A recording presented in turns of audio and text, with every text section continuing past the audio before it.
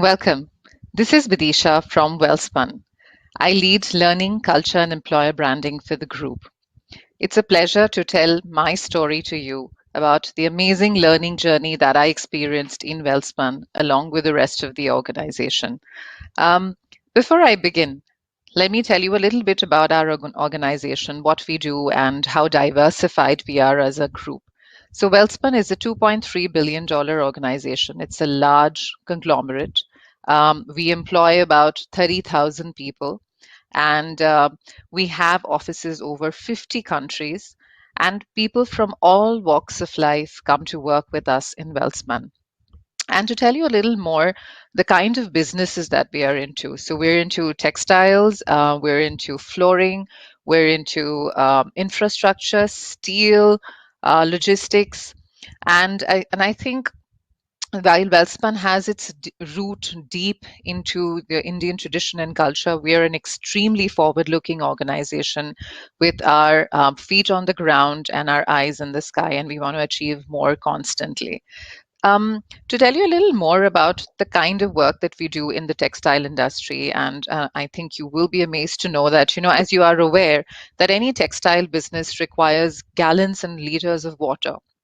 But we have a plant in India, in Gujarat, and I'm so proud to tell you this that we don't use even a liter of fresh water.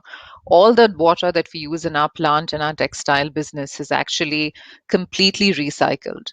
So, sustainability, customer centricity, technology, innovation are some of the forefronts about all the work that we do in our textile, our infra business, and our steel and pipes business.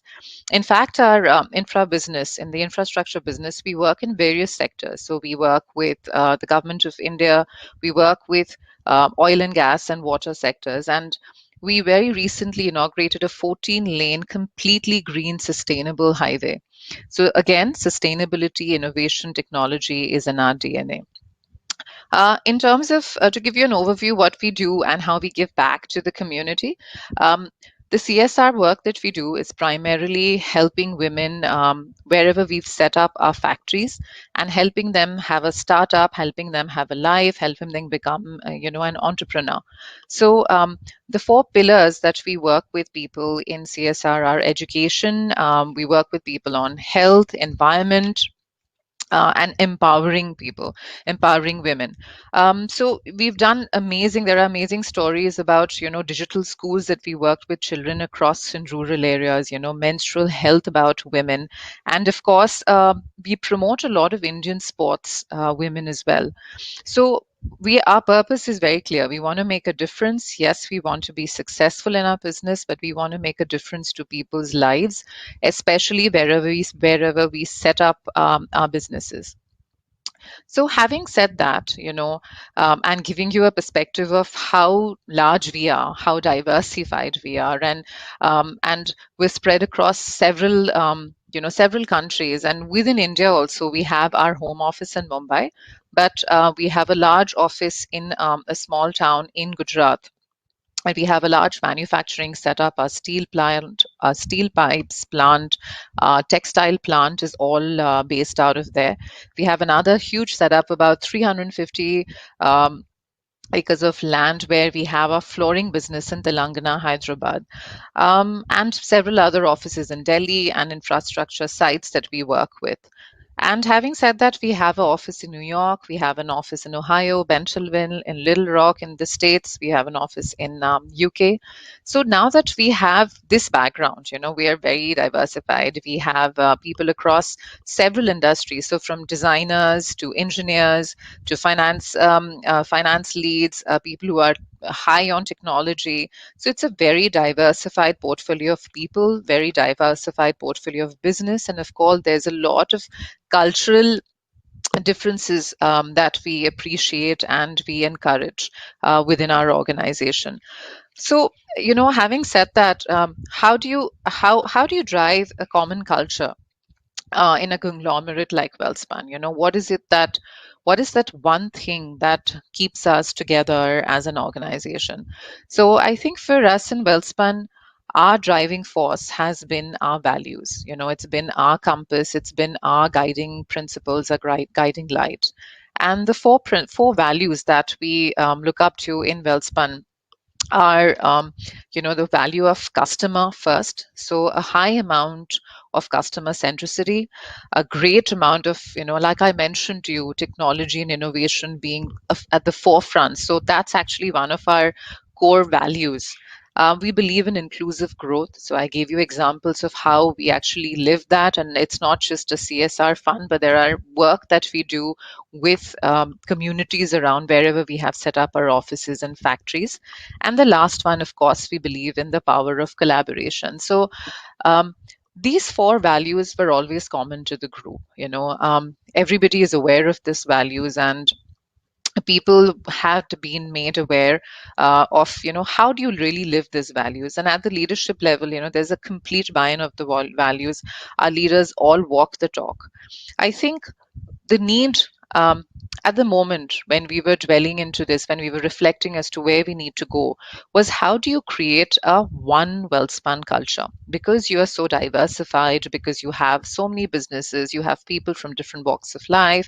How do you create a one Wellspun culture? How do you get everybody to believe in, these are the common things that drive us? So while we had the values and we had done a whole lot of work in disseminating the values, and we've defined we had defined gold standards for our values. What came across sometimes as a challenge is that, how do you disseminate this? An organization that has 30,000 people, even if you were to have a task force of 100 people, this would take you hours of work. It would take you, there would be some information lost because, when you're telling a story, when you move from one person to the other, there is information that's get probably diluted. So how do you keep up with that? How do you create a one Wellspun culture with driving your values, making sure that we have leadership competencies, we have functional competencies? How do you ensure that everybody is at the same level at the competency? Everybody understands is if business acumen at this level needs to be demonstrated by these behaviors, these skills. So I think that's the challenge that we were grappling with. And that's really when, upon reflection, we realized that if we had to take Wellspun to the industry 2.0, we had to make a new way of working. There is only one thing that could get us closer to that. And that one thing would be a digital intervention, a digital mindset. We had to start reflecting and say how, at the speed we wanted, at the standardization that we wanted, at and also, to have it across the organization at the same time, have each employee experience exactly the same culture and values. We had to adopt technology in every way that we worked. So not only just innovation in terms of, manufacturing, but in HR processes and learning processes. So once we had that answer, we had the answer that yes, technology will come to help us, we definitely undertook this journey of moving into a digital learning platform. Because I realized, being the learning and culture, catalyst in this organization, that we had to move this organization from a learning event oriented learning events. We had to move to a culture where we actually build curiosity, not just created learning programs, not just had value dissemination sessions, but where we gave people a platform to not only understand our values, our competencies, but also create an amazing culture where people were curious. And when you're curious, you want to ask questions. So when you want to ask questions, you need answers. So we needed a platform which had the ability to give us all those answers.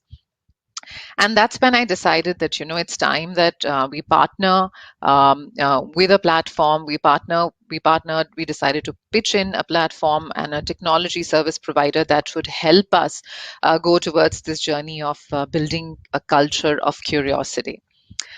So I remember, it's interesting, when we were looking at training, usually you always hear that whenever you go to leaders in the organization, you usually typically hear that budget is an issue. Are you sure?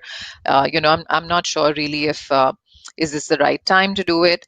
But I think I didn't experience any of that in Wellspun. There is so much sponsorship at Wellspun, from right from the chairman of the company to all the leaders. I definitely received a lot of encouragement. But absolutely, yes. I was asked, what will be the return on investment? And, I think that's a very valid question. And I think as learning professional, we must all of us ask ourselves that question, that what is the return on investment? And I remember, sitting down and calculating that, how are we going to measure the impact? So, of course, some of the obvious costs are training cost, your logistics cost, your classroom, your facilitator, travel, your admin, all of that.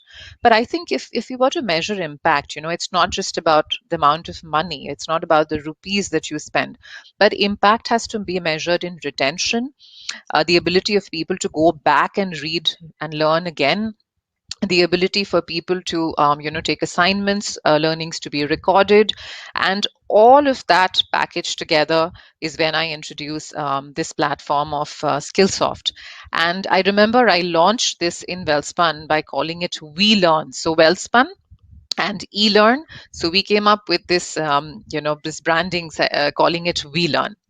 And the other thing that people have apprehension about, and I did face this within the organization, that we've never really done the full hog of technology across all our organizations across the globe. We've had maybe some companies adopting a little bit of e-learning courses or doing something on an app, but it's never been one platform for each for the entire organization.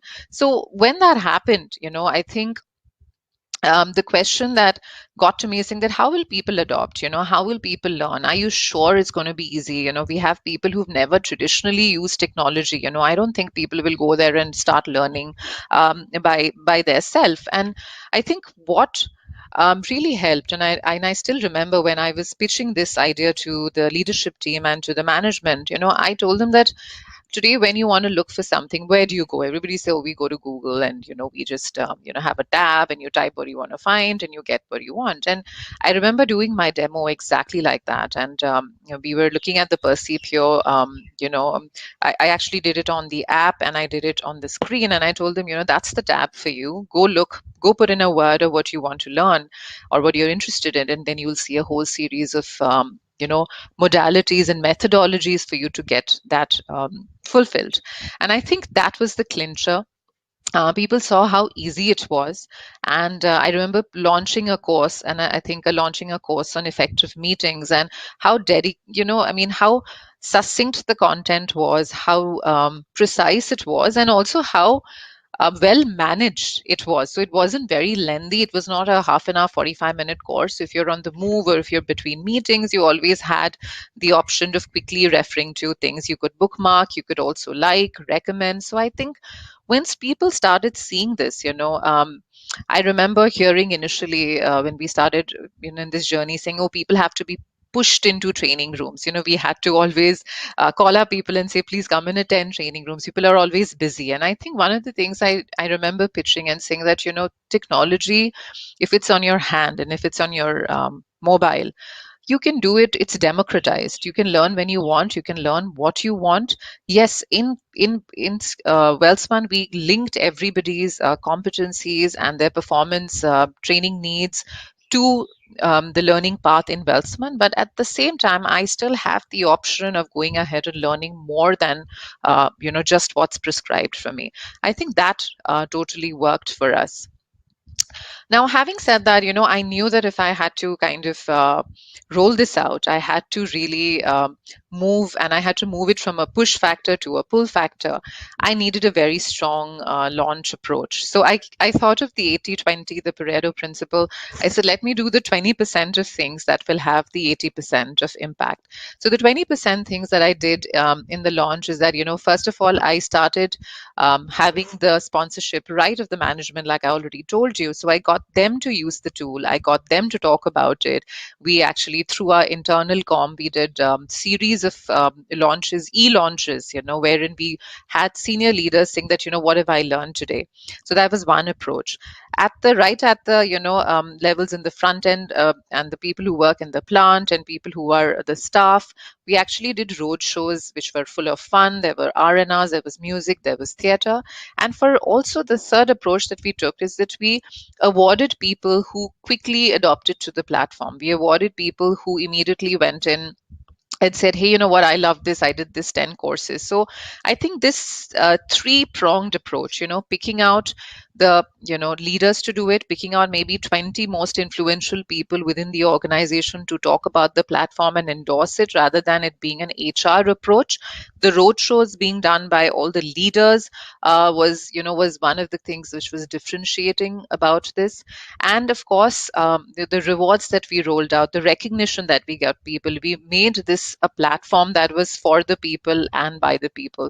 So the entire learning team, I remember we spent a lot of time training the function heads, training the learning spocks across the globe, and actually empowering them to own this tool. So my team, who worked very closely with me in delivering this, we became just the shadow. We just enabled everybody else to own and commit to this tool. So I think that is what caused the major difference. And voila, you had the rest is history. As you can see on this slide, yes, we had in the first 3 months, in 90 days of us launching it, and I still get goosebumps when I say this, we had 80% adoption.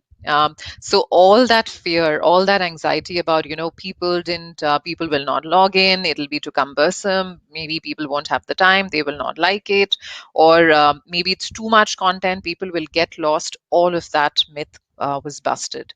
And it's not only that 80% was achieved in these 90 days, but we consistently have 80% above adoption across the organization. In fact, I'm so proud to share this with you. We have obviously, there's a saying, right? When the um, going gets tough, the tough gets going. So when we in India, we had this lockdown of the COVID, like many countries across the world. In fact, on endorsement from our chairman, Mr. BK Goenka, Ms. Dipali Goenka, who heads our textile business, and all the other MDs from there with their sponsorship, we launched a massive learning drive in this last lockdown phase. And I'm so proud to announce this to you that the Skillsoft team actually came back and said that, across the globe, we are one of the few organizations, we had an exponential rise in learning activity. So we had a 317% increase in learning activity in the last 30 days of us being in lockdown. So I think, I wanted to share my story with you so that I hope you found it of value. You found that, there are things that you could do, the things that you could pick. And of course, I wanted to share my story with you because it tells us about the learning agility of people in Wellspun. It tells us an amazing story of, sometimes we have assumptions in our head. We believe that a typical manufacturing organization may not be ready, but I think it's just a question of having the right tool. It's a question of creating the right energy, and our belief, our tagline in Wellspun is leading tomorrow together. And I think with a platform so as fantastic as Skillsoft, and as we very dearly call it, our We Learn, I think we are actually enabling and readying our Wellspun family to lead tomorrow together. So it was wonderful speaking to all of you. Thank you. Thank you very, very much.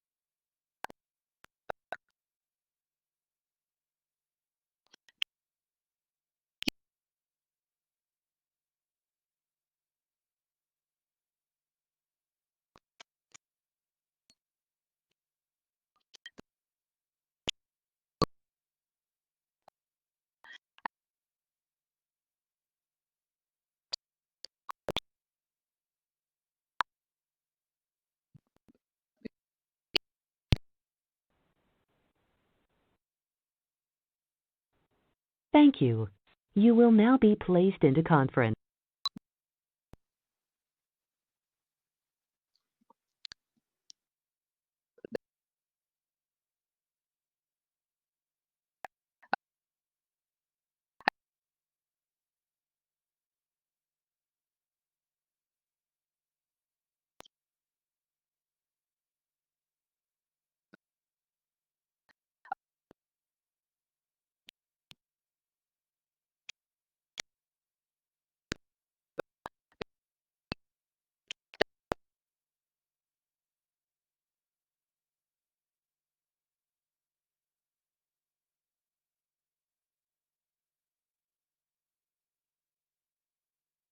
Hi, Badisha. Can you unmute your phone? So that's one of the most important pieces of culture.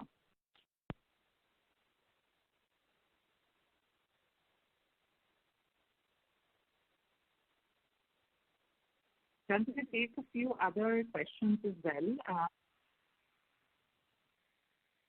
What is it, Prasidhar is asking is, what is it that you're doing to drive continuous adoption? So I think from that perspective, what we're doing is, to completely keep the content relevant and keep the learners engaged with the content that you have, and also to make sure that, the content is constantly updated. So one is that, and also to look at what is the kind of content people are using, what is the kind of content people are, really looking at, consuming the most. And from that perspective, moving on to saying that this is the kind of content people are using most and makes it relevant to the user. So I think you need to have a micro as well as a macro approach.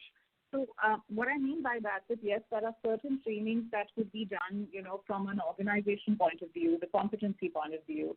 But the other piece would be really about from the individual point of view.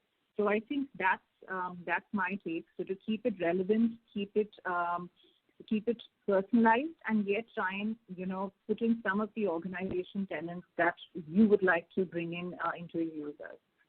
So thanks for that question, Sashida. The next one that I can see on my screen, how you're driving self-learning intervention in the organization. So, like I said earlier, for us, it's actually about making sure that we create a culture of curiosity. So not just about, learning activities and courses, but also create a culture of curiosity. How do we make it relevant? How do we ensure that all the learners that are coming onto our platform, they want to come back to us? Is when you keep the content updated, when you keep the content relevant, when you ensure that you reward on time, you link it to their goal achievements, you link it to their competencies and the values of the organization. So I think that's what really drives self-curiosity, and it also builds an overall culture of curiosity. And I think what's interesting is, a lot of times it's looked at as an HR's role to look at a training intervention. But my learning over the years has been that it's been the HOD's perspective. It's been how HODs, when they actually sit down, do their goal setting, their KRAs, they link each of that to competencies, function and leadership, and try and link that back to learning. So if you're able to do that, and if you're able to let the person know that how doing this learning is relevant in their role, and how doing this learning will actually help them, ensure that they fulfill their goal in the organization, I think that's when it becomes relevant. That's when it becomes relevant. There's another question coming in from Arshia Banu. I think says that Skillsoft is an analytical dashboard, gives you the data of the kind of content that you folks looking at. Absolutely. So one of the things, when we were actually deciding about the platform, and we were deciding which is the best mechanism or the best platform to get into, I remember for me what was very important was ROI. And for ROI to measure anything, you need good analytics. So what really worked for us and the partnership with Skillsoft is Skillsoft has an amazing analytical dashboard. It gives you a individual learner view, organization view, and you can actually also create your own reports. So I think from that perspective, it's extremely user-friendly. It's extremely relevant because it helps you get the information that you're looking at, and at the same time, it allows you to monitor, how your users are using it. And in fact, we've done some great analytics. We've looked at not only the content people are using, we've done analysis, what's the age group, which kind of age group is looking at which content. We're also looking at which kind of gender, which are looking at any specific content. So I think the third thing we've looked at is what kind of content is being used the most. So I think these are some of the key elements that Skillsoft allows you to do, and it allows you to fulfill this. And I think we've had some great, support from the Skillsoft team as well in terms of after-sales service. So I think all of that matters as well. So when you have that many users in the organization who are accessing this platform, you also get a lot of feedback from them.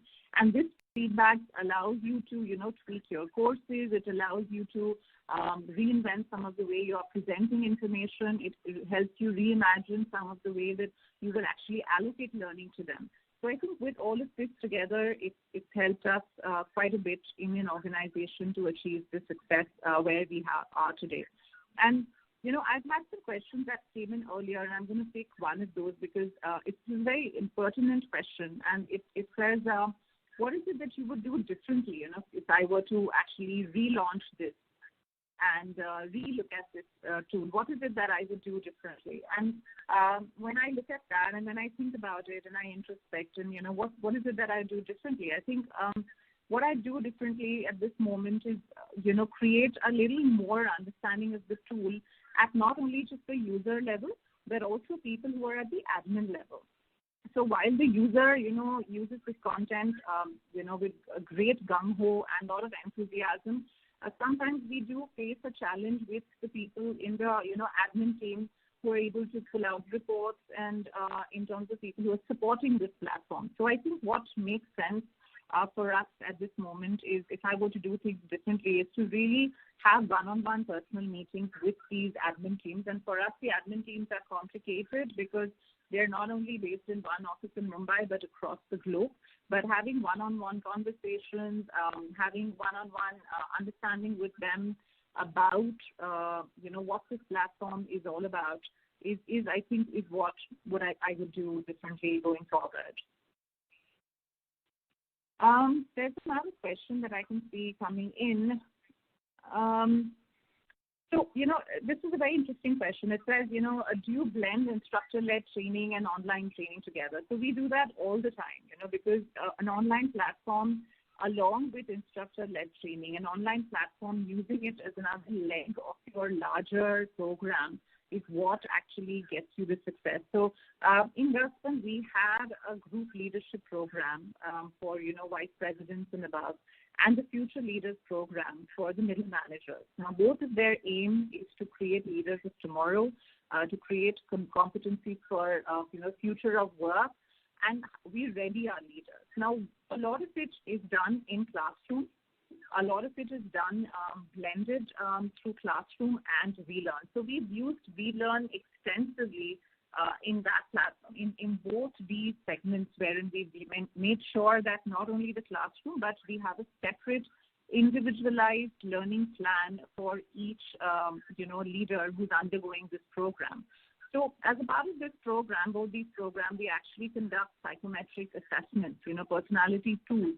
There are coaching conversations that happen with individuals, and as an outcome of those, those coaching conversations, those psychometric tools, we understand the person's strengths. We understand the areas of development, and we've actually looked at that, done an analysis in that, and then gone ahead and created individual learning paths for each of those leaders of tomorrow in VLearn.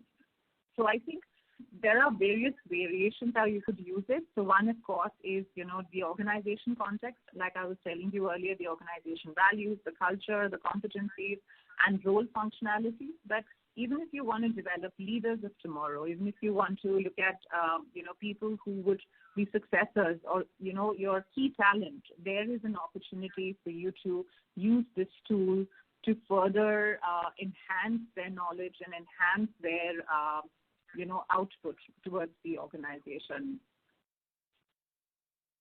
And let me see if you have anything else. Yes. So I see this question, and this is a very interesting question. It says, what is the hardest challenge that you had to overcome, in your learning journey? And this is such an important question, because there were several challenges. It was just not one. So like I said, in WealthSpun, this had never been done before. We've never had one platform which singularly connected the entire organization, which actually got everybody together, and also one platform across India, across the globe, right? So to have that, you will need to create buy-in at several, levels, right? You'll have to speak to various businesses. And as you heard from my presentation earlier, WealthSpun is a large conglomerate. It has 5 large businesses that we manage. So from that point, right, how do you go there and create buy-in? How do you influence the leaders and create sponsor for a program like this, for a digital program like this in a traditional manufacturing company? So I think that was the biggest challenge that I faced. And I think, I did my homework really well. So in terms of, the data that I needed to gather, in terms of actually looking at the information that I needed to have about the platform, and also the culture that we wanted to create. So one part is, the skill part of it, the investment part of it.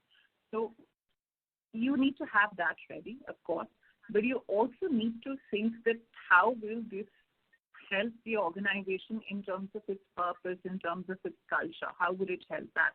So I think I did a right brain and left brain balance.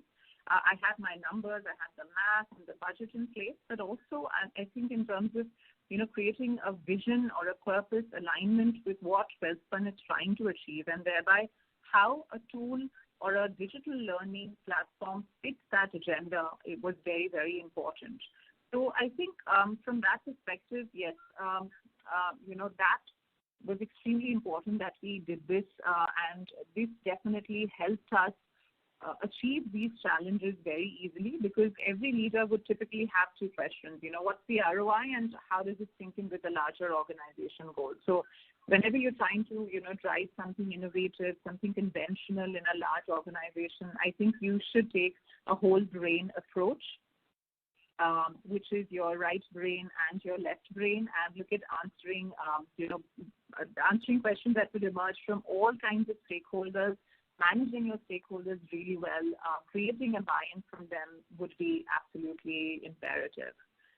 I think we have time for just one more question, and I think, let me just see what that is. Let me just go down and look at it. Okay, so I think, the question that I have here is that for someone looking to accelerate their company's learning journey, where should they start? What should they do? So I think, what is very important, and this is a very good question, it doesn't mean that all organizations have to do exactly what, one organization did. Now, if we aspire to be a Google or a Facebook, we may not succeed, because what we are is very, very different from, other organizations that are there present in the globe. So I think what really matters is for you to become relevant as a learning leader or an HR person is to really understand what level your organization is, what level of maturity your organization is, what is the purpose of your organization, what is it that you're trying to achieve, and then sync your entire learning strategy along with that purpose and with that vision. Because what really matters is not just trying to do what everybody else is doing, but trying to be relevant and meaningful to your organization. So I think to answer the question is, where does one start? Start by understanding your organization, start by understanding the pain points of your business leaders, start by, being a consultant internally, and wearing a consultant's hat and actually providing diagnostic, use diagnosis to really understand the challenges that business face, and then work backwards to create a learning journey. So I think that is what I would say is would really help you and will help you accelerate accelerate your learning journey in the organization. I will give you a path or a formula, and I think that's it that I have for you today. And it was amazing interacting with you, and thank you for the wonderful questions, very meaningful questions. So thank you, and have a lovely day, and take care and stay safe. Thank you.